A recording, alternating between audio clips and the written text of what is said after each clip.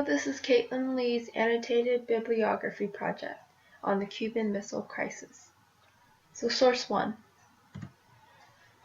is a book on the Cold War called Cold War, An Illustrated History from 1945 to 1991 by Jeremy Isaacs and Taylor Downing. Quote 1. Castro then nationalized $1 billion worth of American investments in Cuba. Page 187. Quote 2.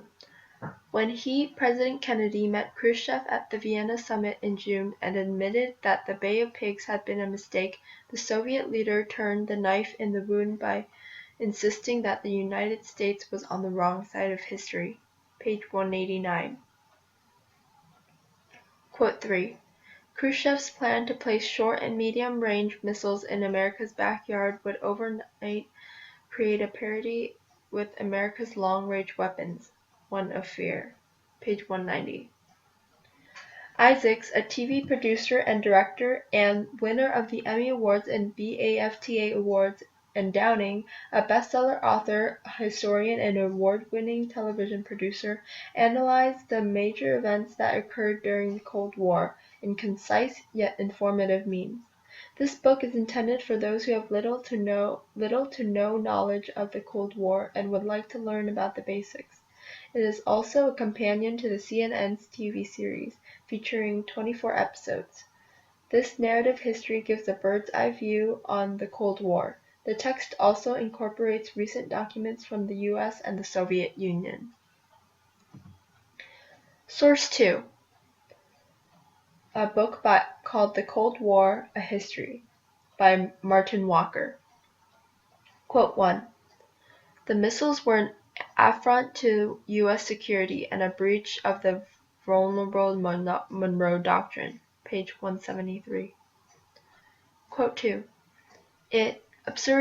Absurdities of nuclear theory represented in the most lofty counsels of a superpower, the mathematics of the school playground, that in exchange for a base in Cuba, a base in Turkey should be destroyed, and then a base in Russia, in an escalating pattern of retaliation that offered no obvious relief. Page 174. Quote 3. The planned development of 40 launchers with 80 warheads would have increased the Soviet first strike capability by about 80%, according to a study written at the time by the State Department analyst Ray Garthoff.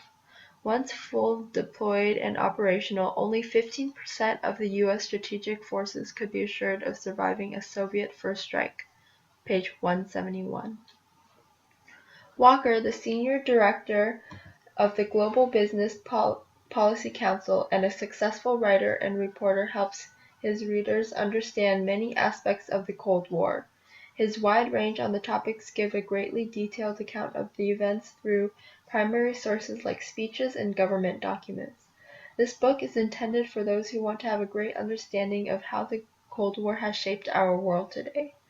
This analysis holds much more information than Isaac and Downing's Cold War, An Illustrated History from 1945 to 1991, and is fair-minded, for the author looks at the events from the point of view of the Soviets, Americans, and even the Europeans. Source 3 is an article from Salem Online called Cuban Missile Crisis by Joseph Rudolph. Quote 1. Nikita Khrushchev wanted to take the dangerous step of deploying in Cuba 24 strategic nuclear weapons, which challenged the oldest of U.S. foreign policies, the 1823 Monroe Doctrine that had declared the Western Hemisphere off limits to uncontinental actors. Quote 2. Kennedy's speech inaugurated a 6-day period which the world hovered on the brink of nuclear war. Both sides exchanged threats. U.S. forces were placed on the highest military readiness short of war. Quote 3. The lasting significance of the Cuban Missile Crisis was its effect on U.S.-Soviet relations. U.S. think tanks calculated that the risk of all-out nuclear war over Cuba was 1 in 3.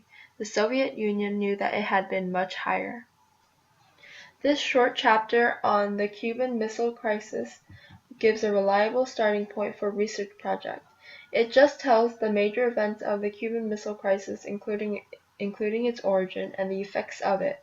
Rudolph is a professor in the Political Science Department at Towson University and has also written multiple books, including textbooks. On the other hand, Salem Press is a trusted source for reference works on history, social sciences, literature, and more. This source is much briefer than Walker's The Cold War, A History or Isaac and Downing's Cold War, An Illustrated History from 1945 to 1991. This would be a great read if you know nothing about the Cold War. Okay. Now, Source 4. Source 4 is another article found from EBSCO host, and it's called The Cuban Missile Crisis at 50 by Graham Allison. Quote 1. The U.S. airstrike and invasion that were scheduled for the third week of the confrontation would likely have triggered a nuclear response against American ships and troops, and perhaps even Miami. The resulting war might have led to the deaths of 100 million Americans and over 100 million Russians. Quote 2. During the Cuban Missile Crisis, Kennedy judged that Khrushchev's adventurism violated that Kennedy called the rules of the precaution status quo in relations between two nuclear superpowers. These rules had evolved during previous crises, and the resolution of the standoff in Cuba helped restore and reinforce them, allowing the Cold War to end with a whimper rather than a bang. Quote 3. In confronting Khrushchev, Kennedy ordered actions that he knew would increase the risk not only of conventional war, but also of nuclear war.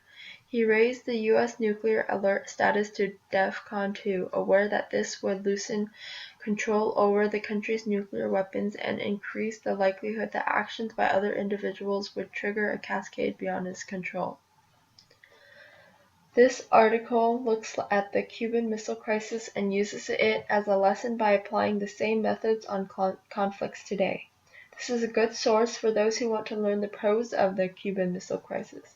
Allison is a trusted author, for he is a professor of government and director of the Belfer Center for Science and International Affairs at Harvard University's Kennedy School of Government.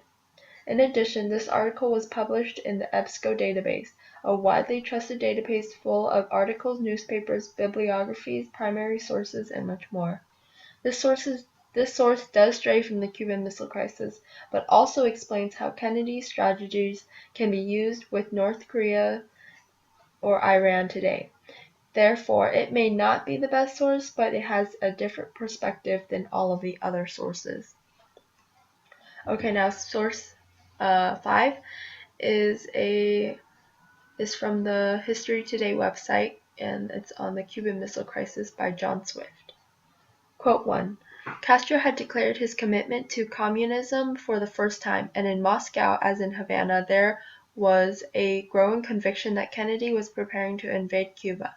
As it was the only communist state in the Western Hemisphere, Khrushchev could not allow this. Quote 2. In 1962, a large-scale military exercise was undertaken by U.S. forces in the Caribbean, in which 40,000 military personnel practiced invading an unnamed island to overthrow a dictator threateningly codenamed Ortsak. Kennedy wanted to alarm Castro, and he succeeded, but he also alarmed Soviet leader Nikita Khrushchev. Quote 3. Nor had he, Khrushchev, realized that Kennedy and the United States would not tolerate the massive blow to their prestige that would result if the weapons were allowed to remain. This article is a detailed analysis on the Cuban Missile Crisis. Not only does it explain the event, it also examines the events that led the world to the brink of nuclear catastrophe. Swift is a successful man and lectures in history at St. Martin's College, Lancaster, and is the author of the Palgrave Concise Historical Atlas of the Cold War. This is a great source for those who want to know a little more about the Cuban Missile Crisis other than its definition. The author separates the article into major events like the Cuban Revolution, Bay of Pigs, and Operation Mongoose. It goes into detail about the events, but for more information it would be best to read Walker's The Cold War, A History, or Isaac and Downing's Cold War and Illustrated History from 1945 to 1991. Thank you for watching. Bye.